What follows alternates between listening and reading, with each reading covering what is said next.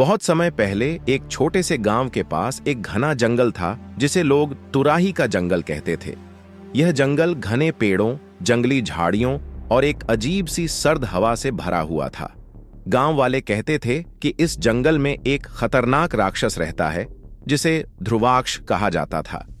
यह राक्षस सर्द रातों में सक्रिय होता था और उसकी मौजूदगी का एहसास दूर दूर तक होता था। उसके पंजे इतने तेज थे कि वह किसी को भी घेर कर तुरंत मार डालता। उसकी आंखें जलती हुई अंगारों जैसी थीं और उसकी दहाड़ सुनते ही लोगों का दिल कांपने लगता था। गांव में एक युवा लड़का था जिसका नाम था अर्जुन। वह दिल से बहादुर था और राक्षस के बारे में जानने की इच्छा रखता था। एक दिन उसने निर्णय लिया कि वह इस खतरनाक राक्षस का सामना करेगा और गांव को उसके आतंक से मुक्त करेगा। गांव वालों ने उसे चेतावनी दी, अर्जुन, यह राक्षस बहुत शक्तिशाली है। वह सर्द रातों में अपनी शक्ति को और बढ़ा लेता है। तुम इसके मुकाबले में नहीं आ सकोगे। लेकिन अर्जुन ने किसी की नहीं सुनी।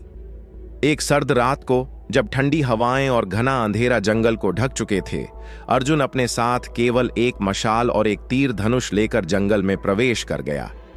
जंगल में घुसते ही उसे उस भयावह सर्द हवा का एहसास हुआ जो जंगल के दिल से आती थी।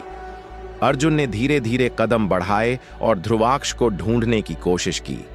कुछ ही देर में अर्जुन को एक झाड़ी के पास कोई हलचल महसूस हुई। उसने अपनी मशाल को तेज किया और देखा कि एक विशाल राक्षस उसके सामने खड़ा था। उसकी हड्डियां पूरी तरह से जमे हुए थे और उसकी आंखें जलती हुई थीं। राक्षस ने घूरते हुए कहा, तुम यहां क्यों आए हो इंसान? क्या तुम जानना चाहते हो कि मैं क्यों आतंक फैलाता हूं? अर्जुन ने साहसिक होकर उत्तर दिया, तुम जिस वजह से यहां हो वह कारण खत्म करना चाहता हूं। मैं तुम्हारा सामना करूंगा। राक्षस ने जोर से दहाड़ते हुए हमला किया, लेकिन अर्जुन ने अपने धनुष से एक तेज तीर चलाया जो राक्षस के दिल में घुसा। राक्षस जोर से चीखा और गिर पड़ा।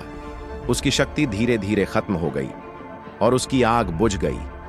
अर्जुन ने कड़ी मेहनत से उस राक्षस को हराया और जंगल को उसके आतंक से मुक्त किया।